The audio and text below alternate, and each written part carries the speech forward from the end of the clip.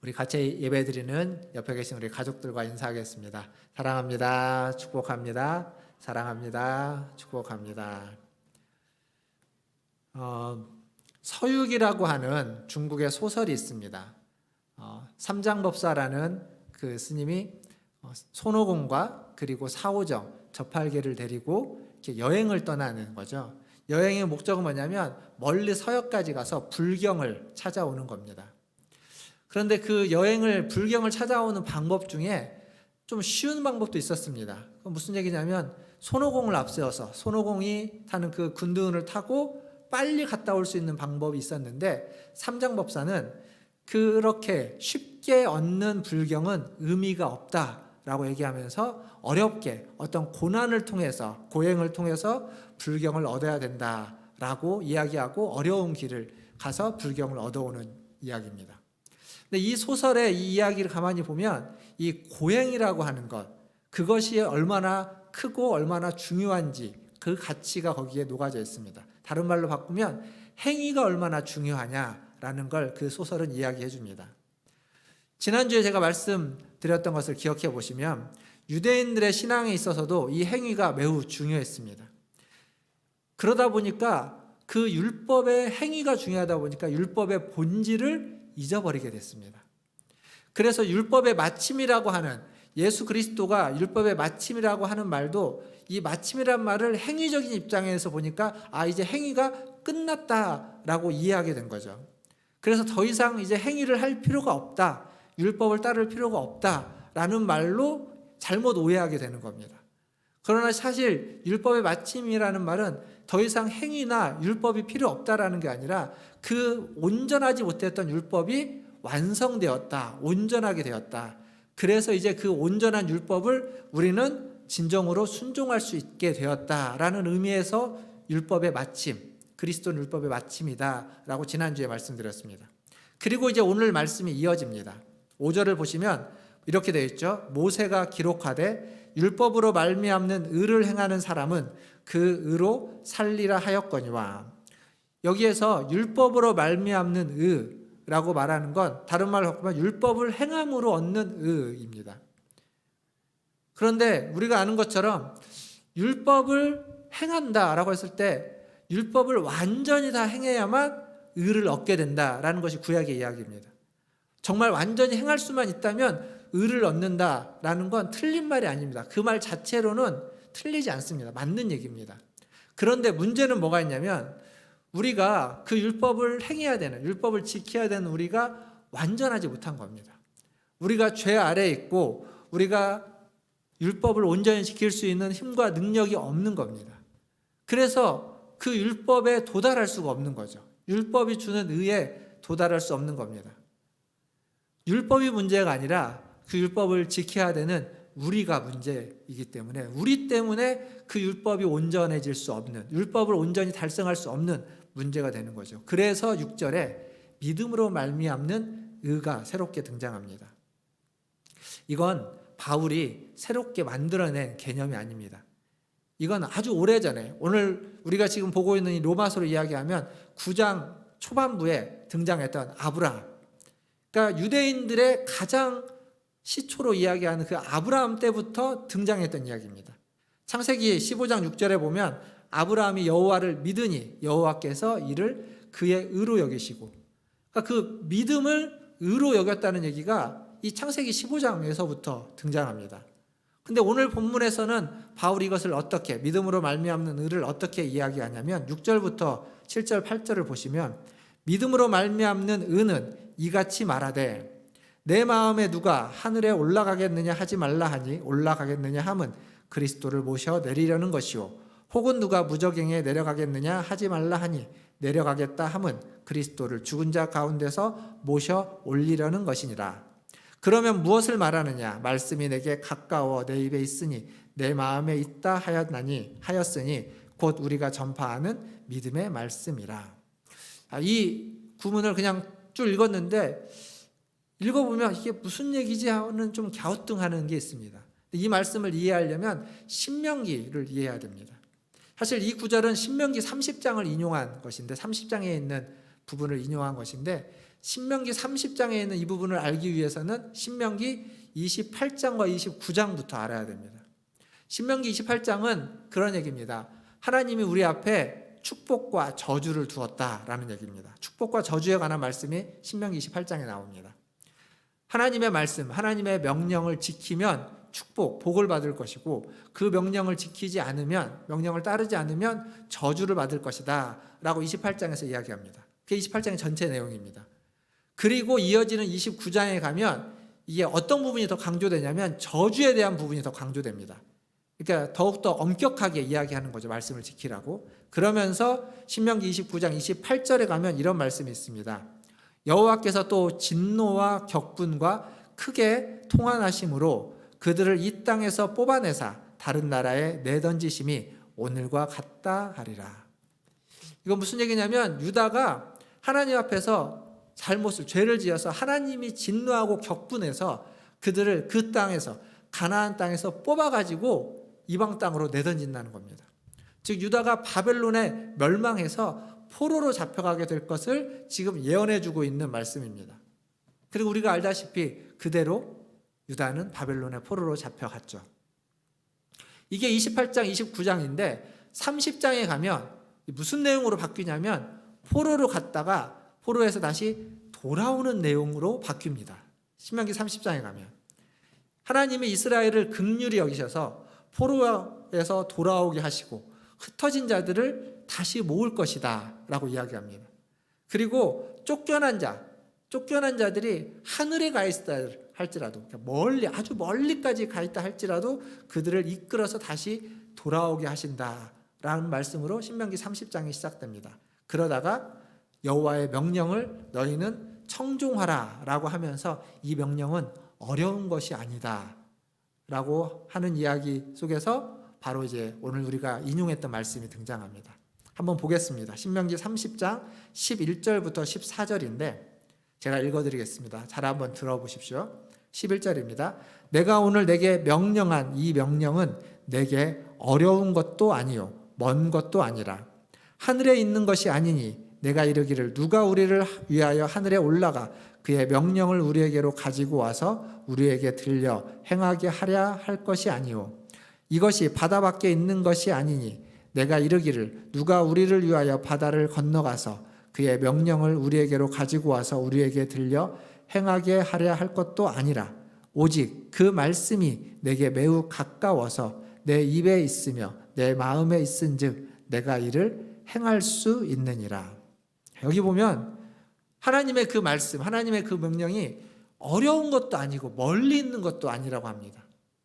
왜 그렇게 이야기하냐면 하늘에 있는 것이 아니고 먼 바다에 있는 것이 아니라 너희의 마음에, 너희의 입술에 있다라고 이야기합니다. 그리고 그것은 쉽게 지킬 수 있는 것이다 라고 이야기하는 거죠. 이게 이제 로마서에서 이야기하고 있는 것과 똑같습니다. 믿음으로 말미암는 의는 하늘에 올라가서 받아와야 되는 것이 아니고 무저갱에 들어가 가지고 건져내야만 하는 것이 아니라는 겁니다. 그 의는 여기 있는 것처럼 하늘에 올라가서 그리스도를 데리고 오고 무저갱에 내려가서 그리스도를 건져 올려가지고 그 그리스도한테 받아내야만 하는 것이 아니라 이미 그리스도가 말씀의 육신이 되어서 성육신 하셔서 우리 가운데 와 계시고 그가 지금 바울이 이야기하는 앞의 맥락을 좀 떠올려 보면 십자가의 죽으심과 부활하심으로 하늘에 가셨지만 그는 성령을 통해서 우리 안에 함께 계신다는 겁니다. 그러니까 멀리 있지 않다는 겁니다. 어디 다른 데를 가서 찾을 필요가 없다는 겁니다. 아주 가까운 곳에 나와 함께 내 안에 계시고 그가 율법을 온전해진 율법의 마침이 되신 그가 그 율법을 지킬 수 있도록 해주시기 때문에 그것은 어려운 일이 아니다라는 얘기를 하는 겁니다. 사람들은요 아무리 이렇게 얘기를 해도 자기가 생각하는 것이 있으면 그 자기가 생각하는 대로 합니다. 그러니까 아무리 이게 쉬운 것이고 멀리 있는 것이 아니라고 해도 사람들은 내가 당장 내 손에 잡히는 것이 없고 내가 느껴지는 것이 없으면 그걸 찾습니다. 손에 잡으려고 하고 내가 느껴지는 것, 내 느낌이 중요하기 때문에 그걸 찾으려고 합니다. 그리고 거기서 한술 더 떠서 그 어려운 일을 통해서 무엇인가를 얻으면 더 크고 귀한 것이라고 생각합니다. 그러다 보니까 고난과 고행을 통해서 얻는 것이 더 귀한 것이라고 생각합니다. 믿음도 그렇게 생각하는 겁니다. 사실 믿음이라는 건, 신앙이라는 것은, 구원이라는 것은 믿음으로 주어진, 은혜로 주어지는 건데, 내가 열심히 수고하고 노력해서 얻어야만 더 가치 있는 것이다 라고 하는 그러한 착각에 빠지게 되는 겁니다. 이게 유대인들이 가졌던 착각한 모습이죠. 마치 삼장법사가 다른 길이 있음에도 불구하고 그 다른 길로 가서 쉽게 얻는 불경은 가치가 없다. 이 고행을 통해서 어려운 길로 가서 얻는 불경만이 가치가 있다라고 생각하면서 가는 것처럼, 마치 믿음으로 얻는 믿음으로 얻는 구원은 너무 쉬우니까 의미가 없고, 고행을 통해서 율법을 온전히 지키는 것을 통해서 얻는 구원만이 가치가 있다라고 생각하는 착각에 빠지는 겁니다. 사랑하는 성도 여러분, 한번 잘 생각해 보십시오. 우리에게 정말 필요한 것들, 우리가 정말 우리의 삶에서 가장 가치 있는 것은 우리의 노력으로 얻는 것보다는 그냥 주어지는 게 훨씬 더 많습니다. 지금 우리가 숨을 쉬고 있는 이 공기는 우리가 노력으로 얻을 수 있는 게 아닙니다. 뭘 해도 얻는 것, 우리가 만들어낼 수 없고 그냥 우리에게 주어진 것에 불과합니다. 더불어서 우리가 삶을 살아가면서, 이 세상을 살아가면서 가장 숭고한 가치가 있다면 사랑이라고 할 수 있겠죠. 사랑은 돈으로 살 수 있는 게 아닙니다. 돈이 있으면 사랑이 더 돈독해진다 이렇게 이야기하기도 하지만, 아니요, 그것보다는 사랑하기 때문에 그 관계가 돈이 있으면 더 좋아질 겁니다. 사랑은 그런 것들을 얻어줄 수 있는 것이 아니라, 우리가 갖고 있는 모든 복은 하나님이 주어지는, 하나님이 주시는 것, 우리에게 주어지는, 우리 가까이에서 우리가 경험하고 있는 모든 것들은 하나님이 은혜로 주어지는 겁니다. 유대인들은 이 율법을 따르면서 그것을 잊어버렸습니다. 놓쳐버린 거죠. 그래서 자신들이 가지고 있는 어떤 민족적인 특권, 이 특권의식에 빠져서 그 율법을 행위로만 추구하고 믿음으로 그것을 받아들이지 못했던 거죠. 바울이 그것을 너무 안타까워하면서 지금 쓰고 있는 겁니다. 사랑하는 성도 여러분, 하나님의 마음은 하나님의 자녀들이 하나님의 말씀에 믿음으로 순종하기를 원합니다. 행위로 순종하기를 원하는 것이 아닙니다. 그리스도의 오심, 그리스도의 성육신과 십자가의 죽으심과 부활은 바로 우리가 행위가 아닌 믿음의 길로 하나님의 말씀을 따르고 하나님 앞에 순종하기를 위해서 그리스도가 이미 그렇게 행하신 겁니다. 그 사실을 우리는 믿고 그 사실을 행위가 아닌 믿음으로 받아들여서 그 사실 앞에 우리의 모든 신앙과 우리의 인생을 걸어야만 할 것입니다. 여기 있는 함께 예배드리는 우리 모든 성도님들이 행위가 아닌 믿음으로 하나님 앞에 나아가시는, 의를 이루시는 저와 여러분 다 되시기를 주님의 이름으로 축원드립니다. 그리고 이어지는 말씀 10절을 보면 이렇게 되어 있습니다. 마음으로 믿어 의에 이르고 입으로 시인하여 구원에 이르느니라. 즉 구원이라는 건 마음과 입이 함께 움직여야만 합니다. 이 마음과 입은 따로 뗄래야 뗄 수 있는 게 아닙니다. 입이라고 표현했지만 다른 말을 바꾸면 몸이라고도 이야기할 수 있습니다. 마음과 몸은 따로 떼어낼 수 있는 게 아닙니다. 마음과 몸은 하나입니다. 생각해 보십시오. 마음과 몸이 따로 놀면, 마음과 몸이 따로 놀면 그건 좀 이상한 모습입니다. 한참 유행하는 뭐 그런 좀비 영화나 이런 것들 보면 마음과 몸, 마음은 죽어 있고 이미 죽은 시체고 마음은 없고 몸만 움직이는 거예요. 이상한 겁니다. 그럼에도 불구하고 우리는 종종 마음과 몸을 분리시키려고 합니다. 성경에도 그런 표현이 있죠. 바울이 했던 표현 중에 마음은 원이로되 육신이 약하도다 라고 하면서 마음과 몸을 분리시켜서, 그 분리시켜서 뭘 말하냐면 지금 내가 내 몸이 제대로 하고 있지 못하는 것을 합리화시키기 위해서 분리시키는 겁니다. 근데 성경은 그걸 억지로 분리할 수 없다라고 이야기합니다. 마음과 몸은 처음 창조할 때부터 하나님이 하나로 만들었습니다. 흙으로 사람을 빚으시고 그 코에 생기를 불어넣으면서 마음과 몸이, 육신과 영혼이 하나가 되게끔 했습니다. 그래서 분리하지 못하도록 되어 있습니다. 그렇게 하나가 된 몸, 하나가 된 사람, 그걸 전인이라고 부르고 또는 인격이라고 부릅니다. 그러니까 전인과 인격을 우리는 가지고 있고 그게 우리의 존재이고 하나님이 그런 우리와 관계를 맺는 겁니다. 마음하고만 관계를 맺거나 몸하고만 관계를 맺는 것이 아니라 마음과 몸이 하나가 되어 있는 전인인 우리와 하나님은 관계를 맺는 겁니다. 그래서 구원은 마음으로만 이루어질 수 있는 것이 아닙니다. 또 마음도 없이 입으로 시인하는 것만으로 구원은 주어지지 않습니다. 마음으로 믿고 입으로 시인하는 건 하나입니다. 믿고 시인하는 것을 통해서 하나인 우리의 몸과 마음이 함께 구원을 받는 거죠. 그런 인격에게, 그런 전인에게 주어지는 축복이 오늘 성경에 보니까 부요함의 축복이다라고 이야기합니다. 사랑하는 성도 여러분, 오늘 또 우리는 예배를 드리면서 예배를 드리는 앞 순서에 사도신경이라는 것을 고백했습니다. 사도신경을 우리가 입으로 고백했습니다. 말로 고백을 했죠. 그리고 우리는 그 내용, 우리가 입으로 고백한 그 내용을 마음으로 믿는 줄 압니다. 이렇게 우리는 마음으로 믿고 입으로 시인하는, 입으로 고백하는 것을 오늘 이 예배 가운데에도 방금 전에 우리는 함께 그것을 했습니다. 어쩌면 습관과도 같고 예배 순서 중에 들어가 있는 그냥 하나의 절차와도 같은 것이다 라고 쉽게 생각할 수 있겠지만 사실 이 사도신경은 하나님이 일하시는, 하나님이 구원을 베푸시는, 하나님이 구원의 역사를 일으키시는 굉장히 귀하고 놀라운 방법입니다. 마음으로 믿고 입으로 시인하여 구원에 이르게 하는, 그것을 우리는 매주 예배 때마다 반복해 가고 있습니다. 모쪼록 우리가 사도신경을 통해서든 아니면 우리의 삶에서 우리의 믿음과 또 우리의 고백과 우리의 신앙을 통해서든 이 마음과 몸, 마음과 입, 마음으로 믿고 입으로 시인하는 이러한 은혜가 저와 여러분에게 충만하시기를 주님의 이름으로 축원드립니다. 마음으로 믿고 입으로 시인한다. 그러면 오늘 성경에 보니까 뭐라고 하고 있냐면 부끄러움을 당하지 않는다라고 이야기했습니다.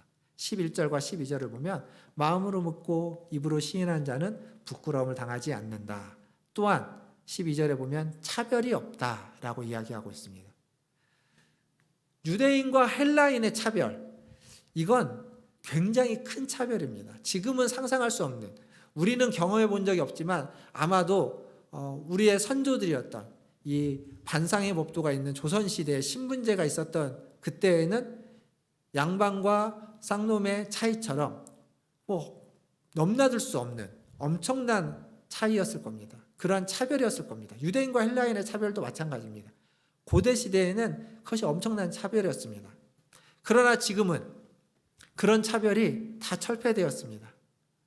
유대인이냐 헬라인이냐, 어떤 민족이냐, 피부색이 어떠하냐, 신분이 어떠하냐, 남자냐 여자냐, 종교가 어떠하냐, 이런 차별들은 이미 다 세상에서 철폐되었습니다. 철폐되긴 했지만 실제로는 사실은 여전히 존재하기도 합니다. 하나님은 모든 차별을 없앴습니다. 유대인과 헬라인이라는 그 엄청난 차별을 없다고 했습니다. 그런데 아직도 우리는, 연약한 우리는 그 차별의 굴레를 완전히 벗어나지 못하고 있습니다. 그래서 우리는 주의 이름을 불러야 합니다. 주의 이름을 부르는 자를 부욕해 하실 뿐만 아니라 주의 이름을 부르는 자를 구원하신다는 이 말씀에서 우리가 주의 이름을 불러야만 하는 이유는 하나님이 철폐해 놓고 하나님이 없다고 했던 것들을 우리는 여전히 그 굴레에서 못 벗어나고 있는 한계에 있기 때문에 우리는 주님의 이름을 부르면서 나아가야만 하는 거죠. 주님의 이름을 불러야만 그 연약함, 그 한계를 극복할 수 있습니다. 주님이 철폐해 놓으신 그 담을 다시 쌓지 않을 수 있는 겁니다. 주님의 이름을 부르지 않으면 그 담을 다시 쌓습니다. 쉽게 쌓습니다. 돈이라는 것이 차별을 만들고 그리고 가진 것에 따라서 차별이 생깁니다. 수많은 차별들이 여전히 도사리고 존재하고 있습니다. 사랑하는 성도 여러분, 주님이 철폐해 놓은 것, 주님이 없다고 하는 것, 그것을 우리도 없다고 하고, 아니 우리도 그것을 없애기 위해서 주의 이름을 부르면서 나아가기를 주님의 이름으로 축원합니다. 그런데 13절에 보니까 뭐라고 되어 있냐면 누구든지 주의 이름을 부르는 자는 구원을 받는다라고 되어 있습니다. 여기 누구든지, 로마서 10장 13절에 누구든지 주의 이름을 부를 수 있다고 나오고, 이 말씀은 요엘서 2장을 인용했습니다. 요엘서 2장 32절에도 누구든지 여호와의 이름, 여호와 이름을 부를 수 있다라고 나옵니다. 구약이든 신약이든 누구든지입니다. 구약은 유대인들만을 위해서 주어지고 유대인들만 여호와 이름을 부를 수 있다라고 하지 않고, 요엘서의 요엘도 누구든지 여호와의 이름을 부를 수 있다라고 했습니다.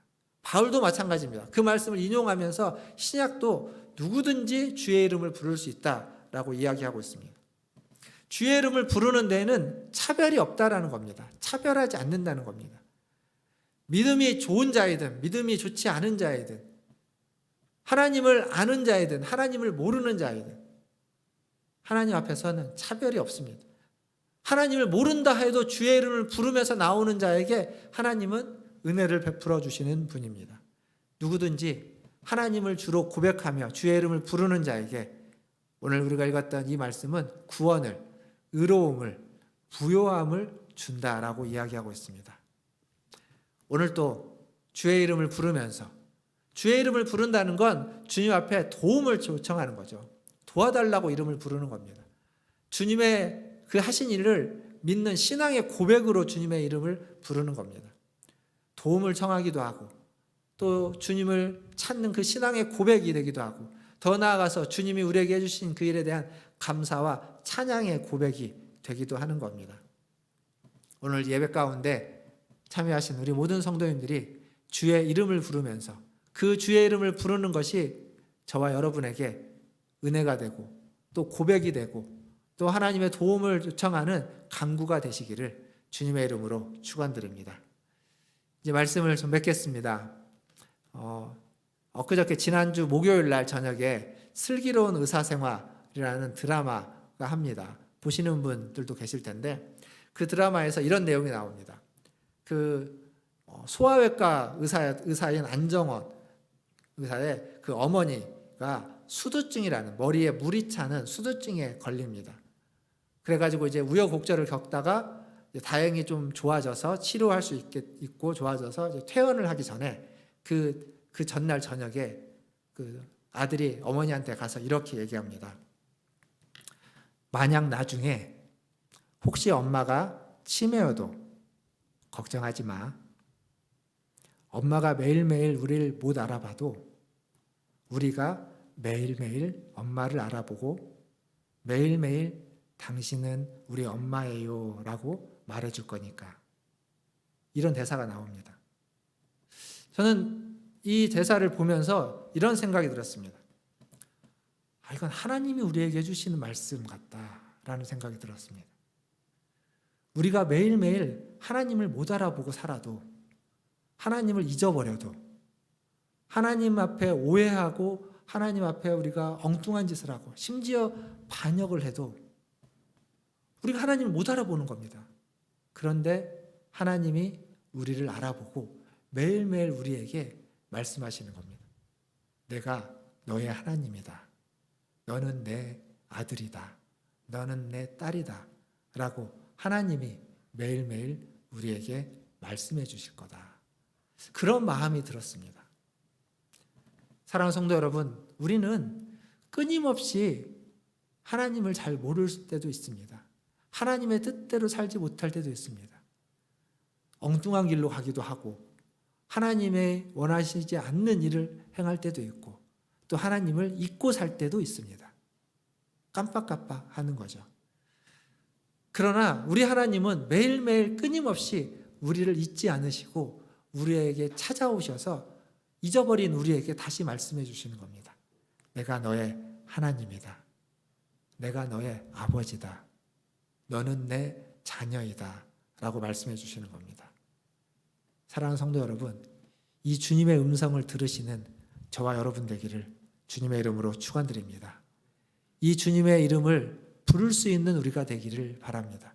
매일매일 아주 자주 우리의 마음으로, 우리의 입으로 주님의 음성을 부르면서 살아가시는 오늘도, 이번 한 주간도 앞으로의 인생이 다 되시기를 주님의 이름으로 축원드립니다. 기도하겠습니다. 기도하실 때 말씀을 기억하시면서 기도하겠습니다. 우리는 하나님을 잊을지라도 하나님은 우리를 잊지 않으십니다. 우리가 하나님 앞에 깜빡깜빡 할지라도, 젊어서는 괜찮지만 연세가 많이 드셔서 이전과 같지 않아서 이전처럼 하나님을 생각하지 못한다 할지라도 우리 하나님은 매일매일 끊임없이 우리를 알아봐 주시고 기다리시고 계속 말씀해 주십니다. 너는 내 사랑하는 아들이요 딸이다 라고. 그 주님의 음성을 듣기를 기도하시길 바랍니다. 그리고 우리가 부르는 그 주님의 이름에 합당한 삶을 살기 위해서 오늘도 기도하시기를 바라겠습니다. 더불어서 코로나 확진자가 2,000명이 넘어섰는데 확진자가 빨리 잡혀져서 1,000명 아래로 떨어질 수 있기를 위해서 우리 같이 한 목소리로 잠깐 기도하도록 하겠습니다. 기도하겠습니다.